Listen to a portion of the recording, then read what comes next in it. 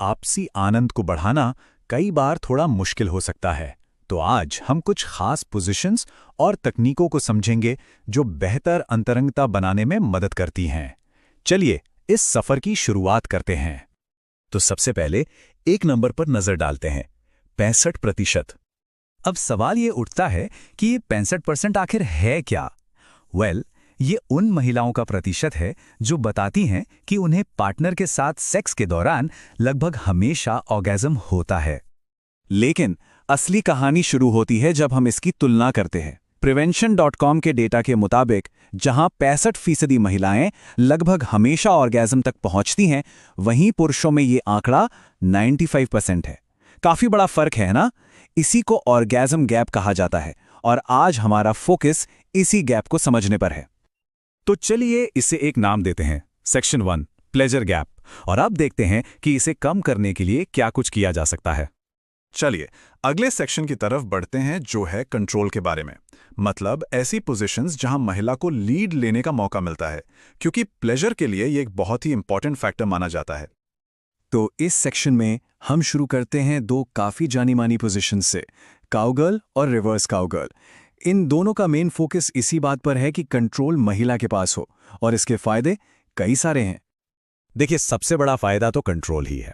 Experts कहते हैं कि जब महिला स्पीड और डेप्थ यानी गति और गहराई खुद तय करती है, तो वो सीधे उन सेंसेशंस को चुन सकती है जो उन्हें सबसे अच्छा फील कराती हैं। इससे क्लिटोनल फ्रिक्शन भी बढ़ता है, जो कि प्लेजर के लिए, जैसा कि हम जानते हैं, बहुत जरूरी है। और हाँ, कभी कभी छोटे छोटे बदलाव भी कमाल कर जाते हैं। जैसे टाइम्स ऑफ इंडिया में एक सलाह दी गई है कि क्लिटोरल ऑर्गाज्म के लिए अगर महिला पार्टनर थोड़ा आगे की तरफ झुकें और ऊपर नीचे की जगह साइड टू साइड मूव करें, तो सही जगहों पर हिट करना आसान हो जाता है। ओके, अब बात करते हैं इंटिमेसी की, मतलब अंतरंगता। हमारा सेक्शन 3 ऐसी पोजीशंस पर फोकस्ड है जो सिर्फ फिजिकल नहीं बल्कि इमोशनल कनेक्शन को भी स्ट्रॉन्ग बनाती हैं। इस कैटेगरी में 3 मेन पोजीशंस आती हैं। पहली है तकिए के साथ मिशनरी, जो क्लोजनेस और आई कांटेक्ट के लिए बेस्ट है। दूसरी स्पूनिंग, जिसमें कंफर्ट और रिलैक्सेशन मिलता है। और तीसरी है द लोटस, जो एक बहुत ही गहरा फिजिकल कनेक्शन बनाती है। तो इंटीमेसी को फील करने के भी कई अलग अलग तरीके हैं। मिशनरी पोजीशन तो क्लोजनेस के लिए जानी ही जाती है, लेकिन एक छोटी सी ट्रिक इसे और भी बेहतर बना सकती है। बस हिप्स के नीचे एक तकिया रखने से ही पूरा एंगल बदल जाता है, और इससे पेनिट्रेशन ज्यादा गहरा और जाहिर है ज्यादा मजेदार हो सकता है।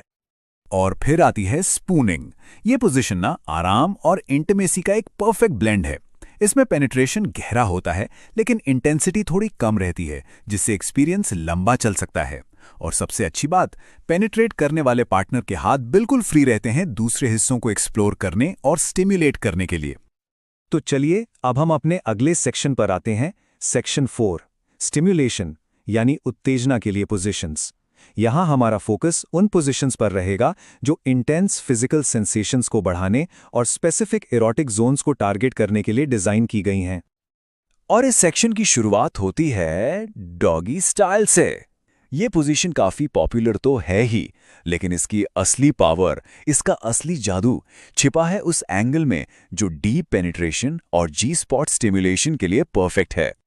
तो सवाल ये है कि ये पोजीशन इतनी इफेक्टिव क्यों है? एक्सपर्ट्स के मुताबिक इसके 2 मेन रीजंस हैं। एक, इसका एंगल डीप पेनिट्रेशन और जी स्पॉट स्टिमुलेशन के लिए बेहतरीन है, और दूसरा, पार्टनर के हाथ बिल्कुल आजाद होते हैं क्लिटोरिस या ब्रेस्ट को एक्सप्लोर करने के लिए।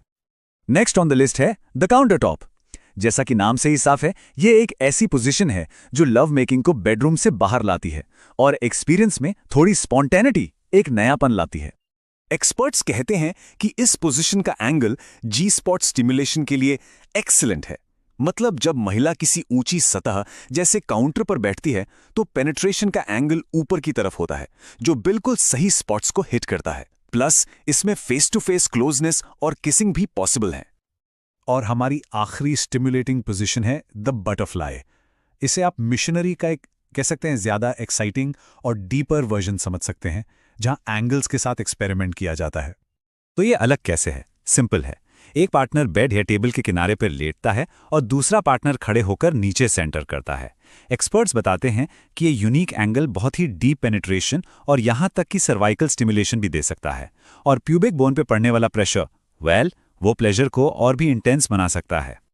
तो चलिए अब सारी बातों को जोड़कर देखते हैं हमारा आखिरी सेक्शन, पोजीशंस से परे, क्योंकि सच तो ये है कि पोजीशंस सिर्फ एक जरिया है, पूरा सल्यूशन नहीं। तो फिर प्लेजर की असली चाबियां क्या हैं? देखिए, 3 चीजें सबसे जरूरी हैं। पहला, एक्सपेरिमेंटेशन, अलग अलग तरह के स्टिमुलेशन को ट्राई करना। दूसरा, कम्युनिकेशन, खुलकर बात करना कि क्या अच्छा लगता है। और तीसरा, और शायद सबसे जरूरी, रिलैक्सेशन, प्रेजेंट मोमेंट में रहना और सारी चिंताओं को भूल जाना। और यहीं पर माइंडफुलनेस इन इंटिमेसी का कॉन्सेप्ट सामने आता है। अब इसका मतलब क्या है? इसका सीधा सा मतलब है अपने शरीर में उस पल में पूरी तरह से मौजूद रहना, ताकि कनेक्शन के लिए एक सेफ और रिलैक्स्ड स्पेस बन सके, बिना किसी डिस्ट्रैक्शन के, जैसे कल क्या करना है या परफॉर्मेंस की चिंता। बिल्कुल वैसी ही बात डॉक्टर जॉय बरकाइमर भी कहती हैं। उनका कहना है, ऑर्गेज़म हासिल करने के लिए सबसे जरूरी चीज है अपने शरीर में रिलैक्स्ड रहना। तो इस पूरी चर्चा को हम एक सवाल के साथ खत्म करते हैं। जरा सोचिए, क्या हो अगर सबसे इंपॉर्टेंट पोजीशन वो हो जिसमें पार्टनर्स एक दूसरे को सच में सुन रहे हों?